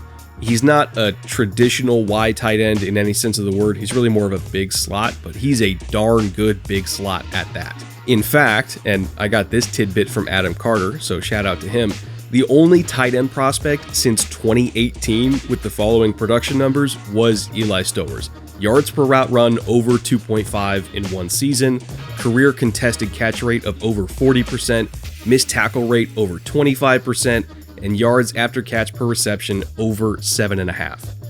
He is the only tight end prospect in darn near a decade to do that. And then in round 3, where they have 2 more picks, that's where I think they can fill out the wide receiver depth chart, try to grab their vertical number 3 of the future, maybe Brennan Thompson out of Mississippi State. I think they could also look at outside corner there, maybe RB2. I mean, the world's their oyster. They have a lot of options. As long as they just nail tight end and edge in round 1 and round 2 respectively, I think that's going to be a successful draft for them. Is it going to plug every hole on the roster? No, but once more, that's kind of the price you pay for being a good team. It's really hard to maintain that. Overall, the Eagles are going to be fine. They're still a great team, and if the offensive line just stays moderately healthy next season, they're in for another deep playoff run. You know, the reps we put in, let's just trust our reps, trust our focus, trust our discipline. Let's stay together with this thing. Now, speaking of NFC fan bases that are incredibly nervous going into this offseason, by the way, let's talk a little bit about the Detroit Lions, because I actually find myself more optimistic about their prospects. And don't get me wrong, I understand why they're concerned. I mean, they have 6 defensive linemen that are going to be free agents. They have 3 corners that are going to be free agents. And yet a lot of the names on that list are not really needle movers, in my opinion. Al-Qadim Muhammad, Marcus Davenport, Alex Anzalone, Roy Lopez, Levi Onwuzurike, DJ Reader, Amik Robertson, Rock Ya-Sin, Arthur Millette. I mean, yeah, these guys play a lot of snaps for the Lions, but are any of them really the reason why this team wins or loses football games? Not really, in my opinion. So my number 1 goal here is just to find guys that actually move the needle. I'm not trying to replace starters, I'm trying to find stars. And I think I can do that by heavily emphasizing the defensive line in the 1st and 2nd round, and then trying to grab a value corner in round 3. As far as names on the board, Caleb Banks obviously is going to be my top choice here, if he's on the board, that is. Still not convinced he will be. 6'6", 335 with 35-inch arms. He is the poster child for the Bill Parcells planet theory, meaning there's only so many of these guys on the planet, so if he's available, you draft him and you just trust your coaches to get the most out of him. And if you do get the most out of him, I mean, congrats, you just drafted Dexter Lawrence. You tried to hit me and I went nowhere. It was like this. If you have an opportunity to get somebody who could be Dexter Lawrence, you do it. And speaking of Dexter, I'm looking at Peter Woods, another Clemson Tiger, as my backup option there if Caleb Banks is already off the board. I'm the type of guy, like I said, that causes offensive coordinators to lose sleep at night, planning for me. You don't really know where I'm going to line up. You don't know where I'm going to be, but you got to respect it. Or even another Clemson Tiger, TJ Parker, who is a great speed to power rusher off the edge. And I think that skill set complements Aiden Hutchinson really well, because when you have two power rushers that can kind of narrow the pocket by compressing both tackles, that really affects quarterbacks. If you narrow that cone in front of them, they tend to panic and take more sacks. So there's kind of a compounding effect when you stack power rushers on top of each other. I love Parker's fit opposite of Hutchinson. And then Keldrick Folk, same thing. Great power rusher. Not as refined as TJ Parker, but arguably more talented. I'm not 100% sure if he's going to be on the board, but I would love it if he was. I think he's a great fit. And if they take an edge in round 1, I'm going DT in round 2. If they take a DT in round 1, I'm going edge in round 2. Just flip-flop it either way. I want to get real, actual needle movers other than Aiden Hutchinson and Aleem McNeil on this D-line. And then in the third round, my value corner pick here is going to be Brent Austin from Cal. Hyper competitive, really fluid, quick and short areas. Great at the catch point. Like, that competitiveness shows up most when the ball's in the air. Really fluid and quick in short areas, you know, kind of like a Brent Grimes type build, but it's that competitiveness that really jumps out to me. You don't get 16 forced incompletions in one college season without being ultra competitive at the catch point, and he absolutely is. So I love him in the third round. You pair him with whatever your favorite edge and DT is for round 1 and round 2, and we have ourselves a defense that can actually stop the other team from getting 30 points. I know that Detroit's offense can score 30 whenever they need to, like even with the new offensive coordinator change. Like, I'm not worried about it. Their offensive line, their quarterback, their weapons, they're good enough to score on anybody. It's just stopping the other team from scoring 35 at the worst possible time that's been the issue in recent years. So give this defense more needle movers, and I really do think that Detroit can win the Super Bowl. I'm a lot more optimistic about them than most people, but I'm okay with that. It's a really good team. They're just a couple pieces away, and ideally, they can get those pieces right here, right now. When we needed it most, every phase picked up the slack, man. Moving across the Great Lakes over to Buffalo now, they might be Detroit's biggest competition for Caleb Banks because, boy, talk about needing defensive tackle help. Buffalo's needed that for a long time, and luckily they are in a pretty good spot to get some of that help late in the first round. But we'll get to the draft in just a second. I want to show the free agent list first. It is long and it is expensive. Joey Bosa is a free agent. David Edwards, Connor McGovern. I mean, that's your center guard combination right there. They're both worth a lot of money. AJ Epinesa is also a free agent. Larry Ogunjobi, Matt Milano, Daquan Jones, Tre'Davious White, Jordan Phillips. Again, you're sensing the theme of defensive line free agents here. They can't retain everybody, nor do they really want to retain everybody. I'm going to do whatever I can to retain Connor McGovern and David Edwards, and then everybody else can walk as far as I'm concerned. If we keep our offensive line intact, we can fix everything else in the draft. This is another team that's looking for Caleb Banks. They're looking for Peter Woods. They're looking for Lee Hunter from Texas Tech. He's really more of a nose tackle than a penetrating 3 technique, but guess what? This team needs a nose tackle and a penetrating 3 technique. Like, I love Deion Walker, don't get me wrong, he had a great rookie year, but we can't just put the entire house on top of the foundation of Deion Walker. We need more. Ed Oliver isn't enough. Greg Rousseau isn't enough. We need more. So whether it's Caleb Banks, Peter Woods, Lee Hunter, I don't even care at this point, draft one of them. And then come back in the second round, that's where we can finally circle back to receiver. Josh Allen is getting a new weapon in Buffalo. The Bears are trading their clutch receiver DJ Moore to the Bills. According to NFL Network insiders Ian Rappaport and Tom Pelissero, Chicago will get a mid-round pick in return. Moore is spending the last 3 seasons in Chicago after being acquired for the Panthers, where he played for new Bills head coach Joe Brady in 2020 and 2021 when Brady was the offensive coordinator in Carolina. And then in the third round, that's where we're getting our edge. Derek Moore from Michigan, come on down. You're a perfect fit. He's explosive and can convert speed to power. He's got a great motor. He's everything you want for like your classic value edge on day 2. That's 3 of the top holes on this team fixed back to back to back. The Bills really are not that far away. If they just get more out of their defensive line, and if they just get one outside receiver that can make a play, they can win the whole thing. I promise you, they can. They just need a couple more pieces to get there. That's it. I sound insane because I've been saying that for like 4 years at this point, but it's still true. They're not that far off. Just one more good draft, and they can do it. Mission simple, man. Find a way to get it done. Now, looking at the team that Buffalo beat in the playoffs, the Jacksonville Jaguars, a lot of their fans are basically despondent at this point because they feel like they just wasted their only window in 2025. And I'm here to tell you guys, no, you didn't. This is still a really good team. Like, this is not a one and done. It's not a 2017 Jacksonville situation. They are still going to be great in 2026, and I'll tell you why. Yes, their pending free agents are big names. Devin Lloyd, Travis Etienne, 3 of their DBs that played a lot of snaps for them, Monteric Brown, Greg Newsome, Andrew Wingard. Like, I get it. They're probably going to lose a lot, and they don't have a great cap situation right now. But the good news is the Jags are positioned in the draft to replace all of those guys and not really have to spend a lot to do it. Yes, they have no first-round pick because of the Travis Hunter trade, but guess what? You're probably not going to take a linebacker or a running back in the first round anyway.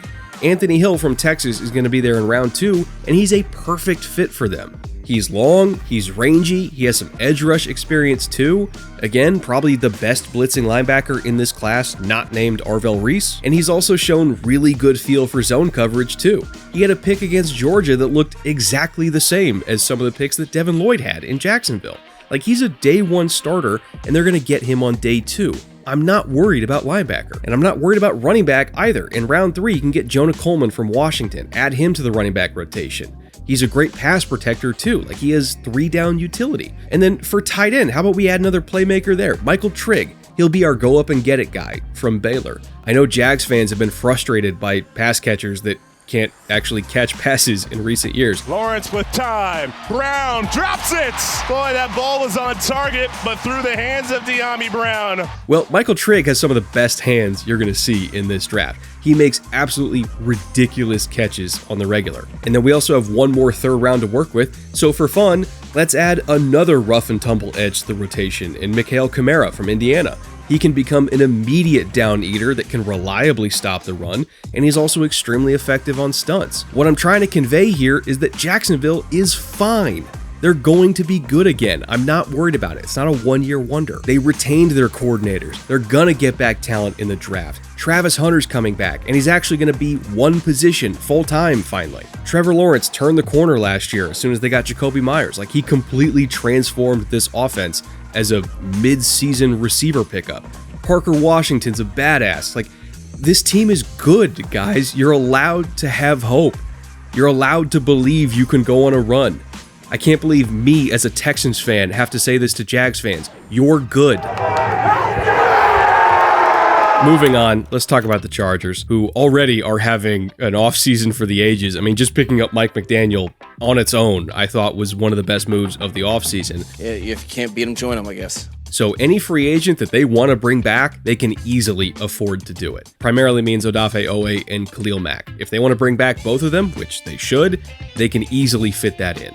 And they'll have plenty of money to go out and get, quite honestly, the only free agent that matters to this team, in my opinion. The Los Angeles Chargers, they have made a big signing before free agency. Tyler Biadasz, the former center for the Washington Commanders, who was cut last week, due $8.3 million, gets a raise to land in LA, 3-year, $30 million deal done by Athletes First. He goes to the Los Angeles Chargers. They get their center, really continue to bolster their offensive line, something that I expect to be a theme. As for the rest of the interior offensive line, Zion Johnson, Trevor Penning, Trey Pipkins, Jamari Salyer, Andre James, they're all free agents. Mekhi Becton's going to get released. Bradley Bozeman retired.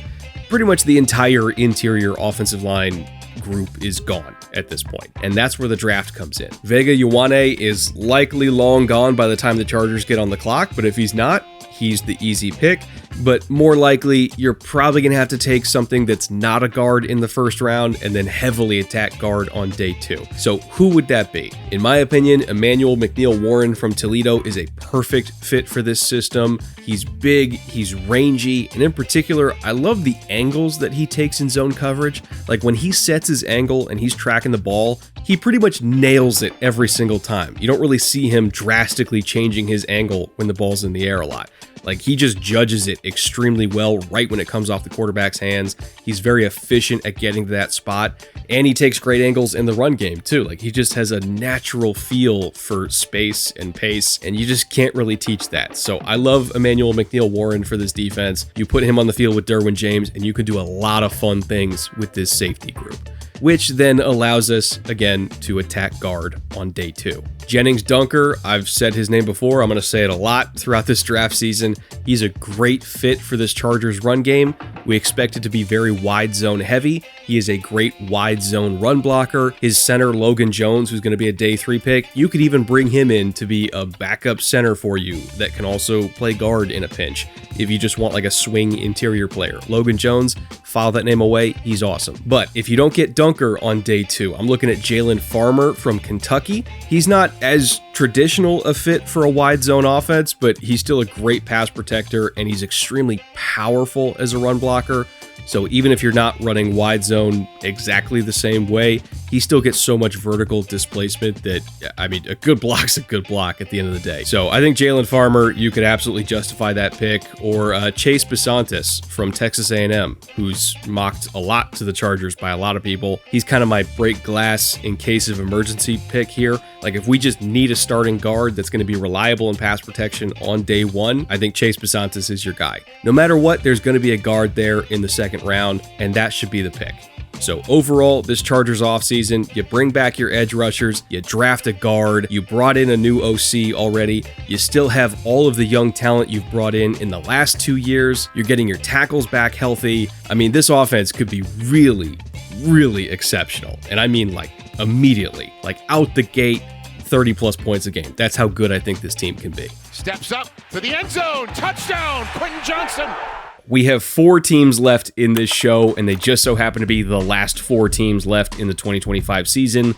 The Broncos, the Patriots, the Rams, and the Seahawks. We'll start over on the AFC side with the runner-up Denver Broncos, because I think this team could very easily win this conference this season. They have more than enough cap space to retain their free agents if they want to. They have about $26 million right now, with about $96 million if they want to maximize all their restructures.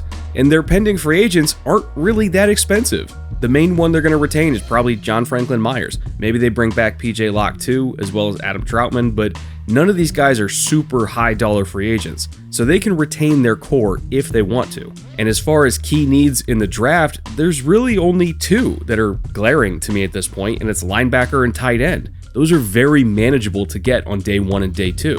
At linebacker, both Singleton and Sternad are going to be free agents, so naturally that's the more likely pick in the first round, and they have an ideal fit that is likely to be on the board for them with Georgia's CJ Allen. He is another in a long line of slightly undersized but incredibly explosive Georgia linebackers. Think Nakobe Dean, Roquan Smith, even go back to Alec Ogletree. Georgia just puts these guys in the league constantly. And CJ is one of the smartest linebackers they've happened to produce in that lineage as well. I caught up with him a bit myself at the Combine and talked about Georgia's system, and apparently Georgia DC Glenn Schumann had so much faith in Allen that he let him basically run the show on the field. They weren't just all looking at the sideline constantly for direction, they were looking at CJ Allen. So if he can do that at the college level at 20 years old, I think he can do it in the NFL as well. He's experienced, he's explosive, he tackles well, and obviously he's smart. That sounds like a first-round linebacker to me. And then at tight end, which I think they're going to attack on day 2, this is yet another possible destination for Eli Stowers from Vandy if he happens to drop that far. But if not, I could see them trading down a little bit and going after Max Clare from Ohio State. He's a very different player than Stowers. I think Stowers has more twitch, but Clare might have more long speed. Plus, Clare also has a huge frame and great ball skills to boot. I really do think the Denver Broncos are right there. They just need to add a linebacker, add a tight end, retain their core,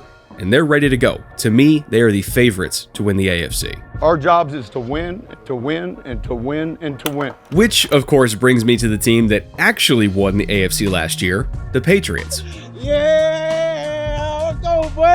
New England also is in a very comfortable spot financially. They don't really have any high dollar free agents other than maybe Kiris Tonga, but even then, Tonga's not going to be that expensive. He's just a really good player, so they're going to get him at a pretty decent number. But they have a lot of cap space and can get way more cap space through restructures if they need it. So if they want to go get Jalen Phillips, they can afford him, or even one of the Chargers guys, Owe or Mac, or both. Like, honestly, I don't care. They can afford whoever they want to. I think this is another really fun destination for Michael Trigg out of Baylor, who's one of the best jump ball artists in this entire draft class. Something I think this team has absolutely needed in their complement of weapons is just a tall, rangy, monster big slot type, and Trigg can be that. Drake May has one of the best deep balls in the NFL after all, so if we get him somebody with size and ball skills that can maximize that deep ball ability, that I think is worth the investment. Overall, just like Denver, New England is knocking on the door. They really don't have that many major needs. If their young offensive line just comes back healthy and they get themselves a real pass rusher,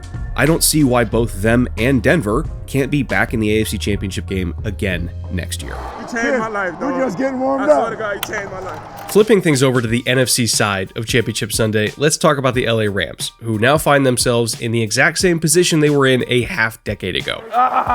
Put your hands on that thing. 2021 in LA was a season with Super Bowl aspirations, where that Super Bowl was going to be played in their home stadium, and to get one more finishing piece on the roster to make a run at that home Super Bowl, they executed a big trade for a big-time corner. Last time it was Jalen Ramsey, this time it was Trent McDuffie. The Chiefs are trading star cornerback Trent McDuffie to the Rams in exchange for LA's first-round pick this year, along with a fifth-round and sixth-round pick this year, and a third-round pick in 2027. As for how this trade affects their overall offseason, I mean, it is seismic. They gave up a first, a fifth, a sixth, and a 2027 third to get this deal done. Plus, they're eventually going to have to pay McDuffie as well. So it's a lot of picks and a lot of money. But the good news is, at least for this draft, every single pick the Rams gave up, they still have another pick in those rounds. They still have a first round pick from Atlanta. They have another fifth. They have another sixth. I really feel like they're going to go full pedal to the metal and just build as good a possible team for 2026 as they can.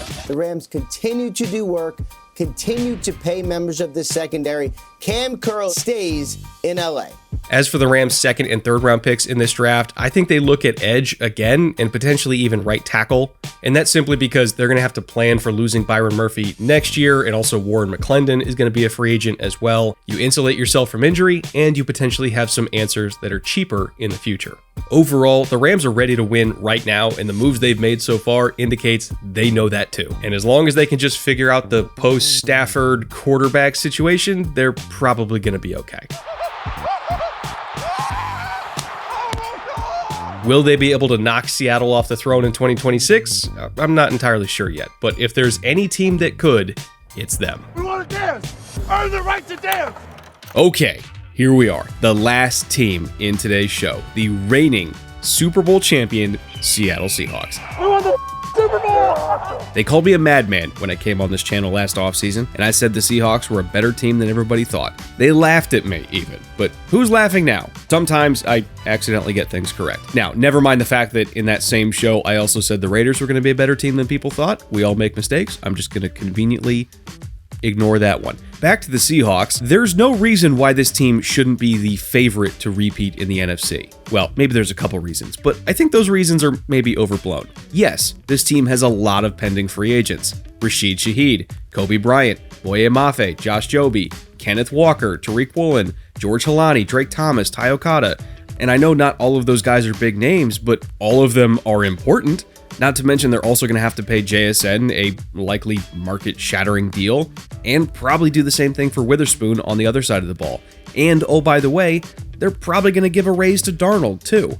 There's a lot of money that has to be spent this offseason, and there's no way to retain everybody. But that doesn't mean that they're destined to regress. They have a path to backfill those roster holes. You just have to know who you're going to be sacrificing to the altar of free agency. To me, it's going to be Tariq Woolen and Josh Jobe. I'm willing to pay one corner. I'm not willing to pay all of them at the same time. So I'm going to let them walk. They'll get paid in free agency. I'll get my comp picks back. That's okay. But if I'm going into the draft knowing I just have to replace corner and not also have to replace running back and safety and wide receiver too, I can plan for that. And my best plan is Colton Hood from Tennessee. He can play the Tariq Woolen role on this defense. He is a big, physical, long press corner. You put him on the boundary, you say take away the X receiver, and he can do that. He was exceptional at it at Tennessee. Plus, if we're using the 32nd overall pick on him, that means we get 5 years of contract control. Technically 6 if you count the franchise tag. So as Witherspoon gets expensive, Hood is still going to be very manageable. And then if we just spend a day 2 pick on another corner that can just be our new Josh Jobe, that is also a very reasonable investment. After all, this team plays nickel most of the time anyway, and their nickel is Nick Emanwuri. So you don't even really need another corner that can start right away, you just need one of them. The secondary that's going to see the field most of the time is going to be Witherspoon, Emanwuri, Hood, and both safeties that they already have under contract in this scenario, with Love and Kobe Bryant. So this day 2 corner investment is just going to be their dime DB. It's not that big of an issue. If they even want to wait till day 3 to get their new dime, that's perfectly okay. Because in round 2, my alternate plan is grabbing a defensive lineman like Tyreek Sapp from Florida, who can play either inside or outside, just like DeMarcus Lawrence. So if I have somebody that I can groom as, Tank Lawrence's heir apparent, I think that would be a good pick there. And then in round 3, let's just pretend that I'm losing Rashid Shaheed also in free agency. You can find a deep threat in round 3 in this class. There's a lot of them. Or if you want to find your new Cooper Kupp, that physical, work the middle of the field, big slot type. If you need to trade up a little bit, you can go get Elijah Surratt from Indiana. He can play that role just fine for them.